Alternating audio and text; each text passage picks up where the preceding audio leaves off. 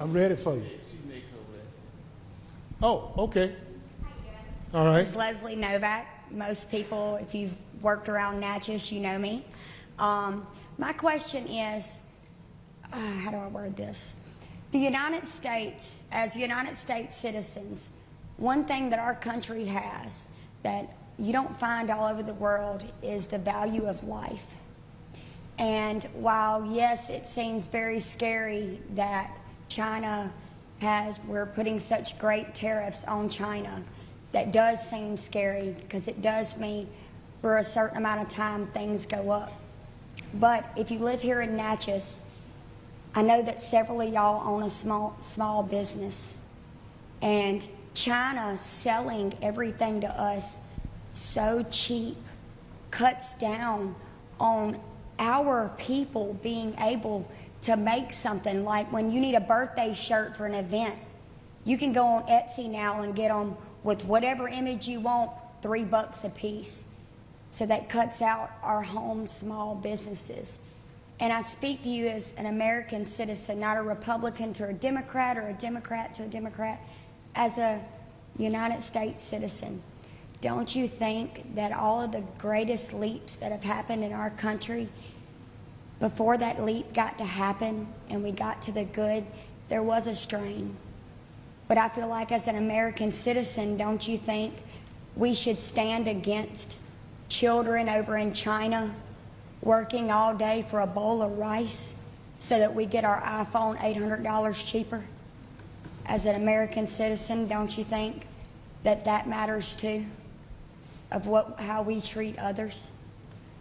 Well, look, if you talk about human rights as a public policy, then there are a lot of countries around the world who don't treat their people right. This country is one of those countries that didn't treat its citizens right, but in time we worked it out. So I don't want to put a bar on China that in many instances we didn't do here in our country, but I want to work on that. But you can't put a tariff on China and think it's going to hurt China, because it's not. I tell you, the Chinese government runs the companies. And so if we are trying to help small business, I have always voted for the Small Business Administration. I have always voted for incentives for people to go into business. I've always voted for tax credits to incentivize people to come and look to this area. But it's not a level playing field. So I can't punish China with a tariff because they're just going to do less for the Chinese people and still send the T-shirts here, the caps here, and everything else. That's not good public policy. Good public policy is I got to get you in a room and we got to talk this thing out. And over time, we can work it out. But a tariff is going to only penalize the people that people say they want to help. Our farmers. If we put a tariff on Mexico, then our farmers in Mississippi and Louisiana are the ones that's going to get hurt, because Mexico going to put a tariff on everything they send here, and it's going to cost more. So I encourage us to look at the bigger picture and not try to make it just a simplistic picture, because it's much larger than that. And the other thing about small businesses is every time I've tried to create incentives so that small business can get a piece of the federal contract, the Republican administration goes against it. And so I can't even help the small business to say, look, 10%, 20% of this contract got to go to small business. No, the American way is we just need to let everybody compete. That small business is not going to get it because you don't have the capacity to compete. So small business, I want you to compete against your equals and not compete against the big boys, because you're going to lose every time. And this administration has done away with all those programs. So you don't have to worry about small business, because they won't survive, because there's no incentives for that to happen. I hope this president changes his mind, but I'm not optimistic given what I see occurring. I'll continue to vote for those incentives for small businesses, because we don't have level playing fields. Other businesses have access to capital that small businesses don't. And so I'll continue to work for that. But if there are small businesses who can take advantage of the current program, my office would be more than happy to work with you. Hey, Mr. Congressman, thanks for being here. I'm over here to talk Congress behind Oh, you. okay. I want to thank you for being here, first of all, for coming down. I'm a citizen of Adams County. I did vote for you. And first of all, I want to thank you for what you did with the post office for me. I called your office, you took care of that. And second of all, I want to thank you for reinstating Jackie Marsaw, which is my friend, but she always fussing at me. We always getting into it, but she good people. Yeah. She good people, but you answered a lot of my questions about Social Security. That's what I came here for. I was concerned about. I worked all my life. I put in Social Security about 41 years, and I got disabled while I can't work. So that money belongs to me. That's my money. I put that money in there. So my question to you is, DOGE, Elon Musk, and Donald Trump going into the Social Security office, getting our information, doing God knows what with it. Is the Democrats, you leading it, doing anything in the court to stop them from doing that? Yes.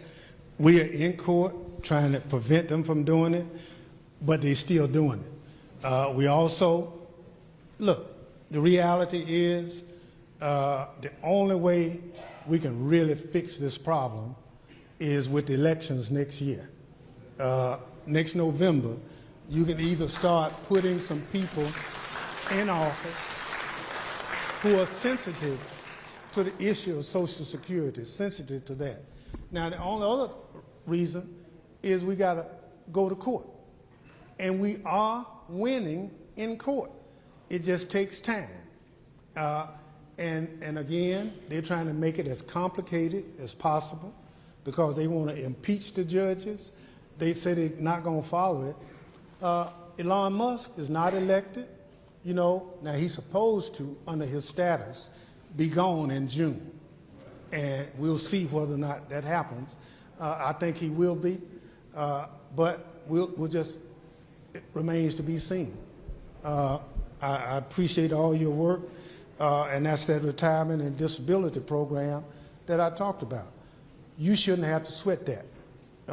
And I promise you, as long as I'm here, I'll fight for all the programs that keep us as a people healthy and alive. It's so important. You know, you can't be number one being a Grinch. You know, you gotta say, I want to make a difference. And so that's what we're trying to do, and we'll continue to do it. Sure, it costs money to take care of people, but you know, if we can send folk to the moon, bring them back, you know, we ought to make sure that they're not hungry, that if there's health care available.